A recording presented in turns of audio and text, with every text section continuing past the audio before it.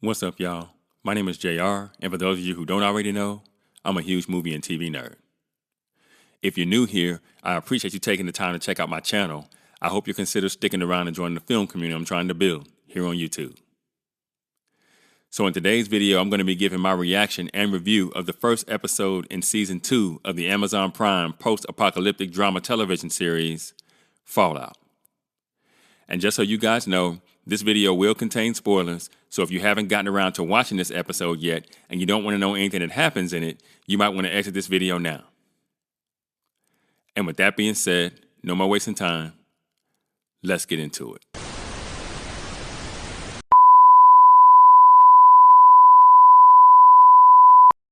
Fallout is an American-made post-apocalyptic drama television series created by Graham Wagner and Geneva Robinson Dworet for Amazon Prime Video.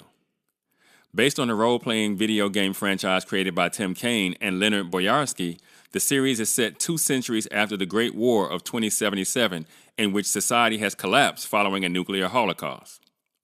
The series stars Ella Purnell, Aaron Moulton, Kyle MacLachlan, Moises Arias, Zelia Mendes-Jones, Walton Goggins, and Francis Turner. Amazon purchased the rights to produce a live-action project in 2020, and the series was announced that July, with Jonathan Nolan and Lisa Joy's Kilter Films joined by Bethesda Game Studios in the production. Nolan directed the first 3 episodes. Bethesda Game Studios producer Todd Howard, who directed various video games in the series, signed on to executive produce alongside Nolan and Joy. Robinson Dworet and Wagner were hired as the series showrunners in January of 2022, and Goggins and Purnell were cast in February and March, respectively. Fallout premiered on Amazon Prime Video on April 10th of 2024, and it received generally positive reviews with praise for the performances, particularly of Purnell, Moulton, and Goggins. Writing, visuals, production design, and faithfulness to the source material. That month, the series was renewed for a second season, which premiered on December 16th of this year. In May of 2025, ahead of the second season premiere, the series was renewed for a third season. Fallout has received 3 Emmy Award nominations, including Outstanding Drama Series and Outstanding Lead Actor in a Drama Series for Goggins, as well as 2 Creative Arts Emmys Awards out of 14 nominations. And at the time of the making of this video, the show has an impressive 94% on Rotten Tomatoes, with its popcorn meter also currently sitting at 94%. The series has a Metascore of 73 on Metacritic based on 54 critic reviews, with a user score of 7.6 based on 1,678 user ratings. And finally, the series overall has an 8.3 out of 10 on IMDb, with over 350,000 ratings. Now, I'm going to admit to you guys that I never played Fallout, the video games. So I did not come by this show in that manner, right? Now, that said, I did know about Fallout growing up. So there is that. My point is, I wasn't exactly sure what to expect from the show past Lucy exiting a bunker after a nuclear blast and going on an adventure of sorts. But I have to say that last season was absolutely amazing. It was definitely one of the best seasons of television I had seen all year. And I absolutely love the fact that you were able to sit down and just binge the whole thing in one sitting. Basically, you just take a day off, and one day, boom, you watch the whole thing. Now, I also loved Ella Purnell as Lucy and Walton Goggins as the Ghoul, and I was looking forward to what a new season might bring. Again, having never actually played any of the Fallout video games. So, as I give my review, you can feel free to keep that in mind. Now, episode 1, entitled The Innovator, makes use of a pretty long teaser. That followed by a very long first act, a second act that falls right in the sweet spot, when you consider the episode's runtime, and then a brief third act ending on a cliffhanger of sorts, setting up the season to come, right? All of that sounds fine and good. I will say that I did find the first act to be extremely long, right? But you kind of go, okay, I can live with that. But you kind of understand that means either the second or third acts, or the second and third acts, are going to be shorter than they typically would be. And so what the writers did here was they shaved off a big chunk of what the third act would have been, given how long the first act was, and ultimately how long the teaser was as well.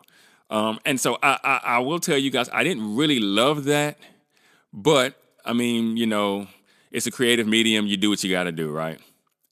Now, speaking of the episode structure, the physical action in this episode takes place more at the beginning of the story, of the episode story here, and it fizzles out over time as the episode goes on, which was another thing I didn't exactly love.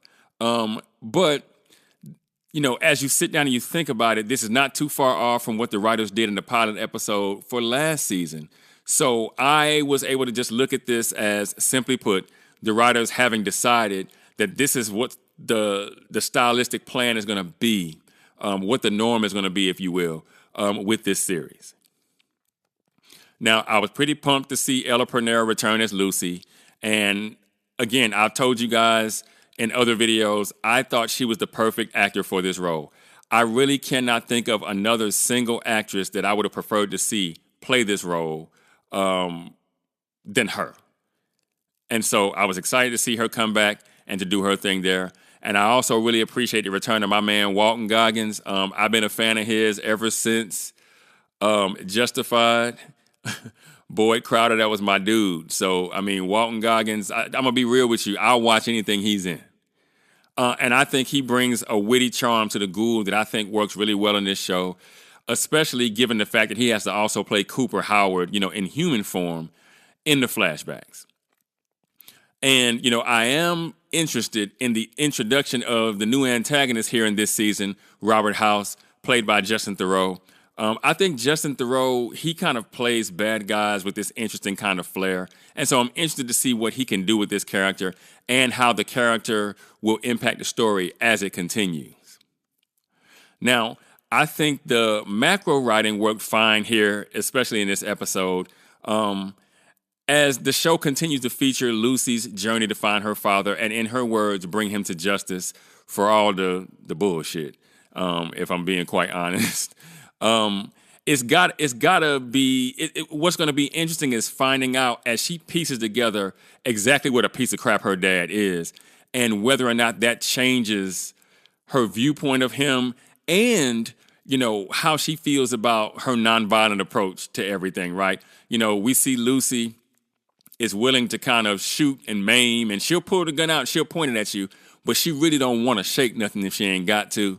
And, you see the ghoul always like, hey, man, you got to put it in somebody's dome sometime. You got to stop fucking around out here and get what you got to get done. But Lucy doesn't like to do that. And so what's going to be interesting to see is at what point does Lucy finally go, you know what, maybe my dad doesn't deserve to be rehabilitated here. Maybe my dad deserves to be dispatched from this mug. You feel me? Here in the second season, I think the writers have done exactly what writers are supposed to do, right? The given rule in a television series is in season one, you create a world, you put the characters in it, and you populate that world with characters that have backstories, wants and wishes, hopes and dreams, and that kind of thing. And then you kind of watch them move around the board. And then if you get a season two, you expand the board, which is what we've done here. And with them expanding to New Vegas, so we're getting out of California into New Vegas, and so them bringing us into a new location, and also from what I understand, this is another game that's been made, the New Vegas game of Fallout, and so they're just kind of adapting now a different game here as we move into season two. Now we get more flashbacks in this episode, and I wasn't necessarily shocked by it.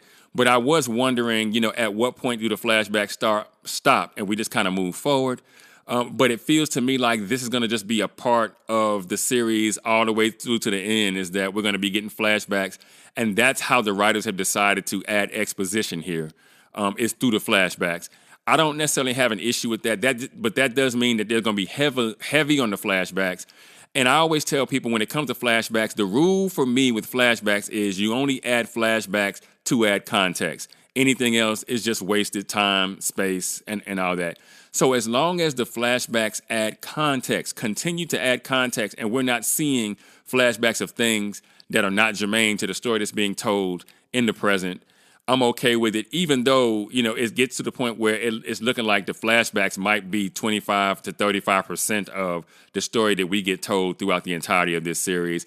I think that's a lot. That's a pretty heavy dose of flashbacks. But again, like I said, so long as the flashbacks add context and are germane to the story we're being told in the present, I don't necessarily have an issue with it. Now, the writers also continue to successfully inject the violence and the gore into the show, as per usual. Also, the comedic relief, right? I will say that for a show that's so gory, the show does also kind of balance that out with the comic relief. There are a lot of jokes made and things like that, or a lot of kind of characterizations that come across as comedic, and that kind of balances the show out a little bit with all the blood and guts and that kind of thing. Even Lucy, with the okie dokie kind of thing, she's even kind of happy-go-lucky for somebody who's dealing with a post-apocalyptic world, her father maybe not being the man she thought he was, and so on and so on. She's kind of got a light kind of texture to her for somebody who's going through all that. For somebody who's constantly getting attacked, shot at, and all kind of stuff, she's kind of got this like whimsical nature about her that's kind of funny. And again, like I said, I think this is why I think Ella Purnell was the right person to take on a role like this. And I also think that the writers, when it comes to the small writing, I think the small writing is serviceable. That's kind of why I didn't decide to do like a complete narrative breakdown, because the writing isn't anything to write home about necessarily. It serves its purpose. But this is going to be more about adapting a video game, the violence and that kind of thing. You can tell those are the things that the show kind of leans on. The show isn't leaning heavily on the words.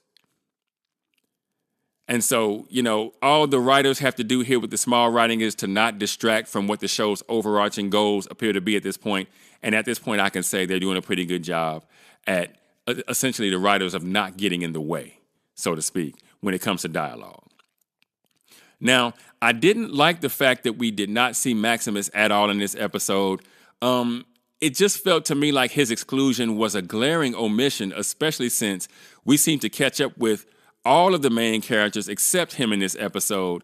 And it just didn't feel like that should have been what the writers decided to do here, especially in an age now where, run times are more like suggestions. They're not rules of law. You know what I mean? And so you could have easily just added 5 minutes for us to just catch up on what's my man Maximus up to, especially since we know he didn't die last season. And if you've seen any kind of trailer or even the key art for this season, then you know that he's going to have a fairly big part to play in the Brotherhood of Steel storyline this season. So I just felt like, just like we got everyone else, we got Lucy, we got the Ghoul because Lucy and the Ghoul are together. We got Robert House, a new person. We got Lucy's dad. You see what I'm saying? We got Lucy's brother. We even got, our buddies from, from bunker number 33. I felt like the least they could have done is given us just 2 or 3 minutes to catch up with Maximus and see what his starting point this season was going to be. But they decided that was not important. I thought it was, but hey, do your thing, right? Now, overall, I'd give this episode a 75% or a 7.5 out of 10 if you're thinking IMDb score. Essentially a B- for a letter grade. And I don't think people should be too worried about the score here. It's the first episode of the season. I always tell people the first episode of any new season is going to be deeply expositional. And sometimes that can kind of grind an hour-long episode to a halt because you're basically you got to catch up with everybody and just kind of see what's going on and everything before the pieces kind of start to move in any meaningful way again. You got to kind of get reacclimated. You know what I'm saying?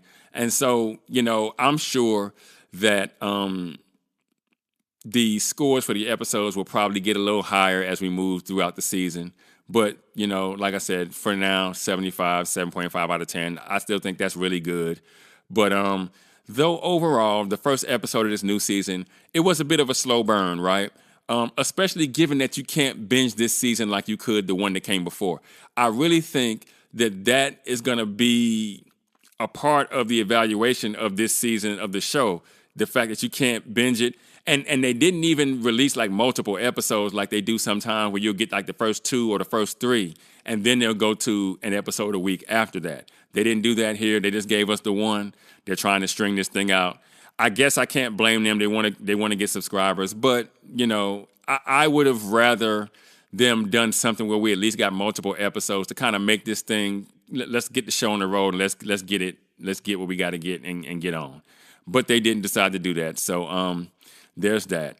And look, the show, like I said, the episode was a fairly slow burn, but that's fairly consistent given what we've seen of the show to this point. And so despite that, I'm looking forward to learning more about the people who both work for and work with Vault Tech.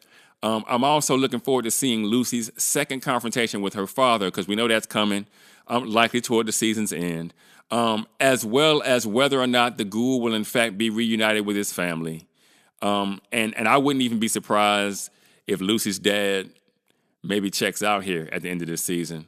Again, though, keep in mind, I have not played a video game, so, if you don't think that's going to happen, maybe it won't. But I'm just going by the writing of the show, not necessarily what I know about a video game. Now, my recommendation here is that if you didn't watch season 1 of Fallout, that you maybe spend this week catching up, as Fallout Season 2 is probably one of, if not the most anticipated season of television to hit Amazon Prime this year. And if Season 1 was any indication, this season will probably be among Amazon Prime's best offerings of 2025 as well. But what do you guys think? Have you had a chance to watch the first episode of the new season of Fallout yet? If you have, what did you think about the episode's plot progression? What did you think about Maximus's exclusion from this episode in its entirety? How do you think Robert House will impact the story moving forward? Let me know in the comments. And for those of you that might be new to this channel, be sure to like and share this video. If you really like the content, be sure to subscribe and hit that notification bell. That way you'll be notified whenever I drop a new video. Also, feel free to subscribe to my main channel and my new shorts channel for additional content. The links are in the description. In addition, be sure to go and check out themadscreenwriter.com for more television and film reviews and info on my upcoming film projects. And with that, I'm going to go ahead and get out of here. I got screenplays to write. And I'll catch y'all in the next video.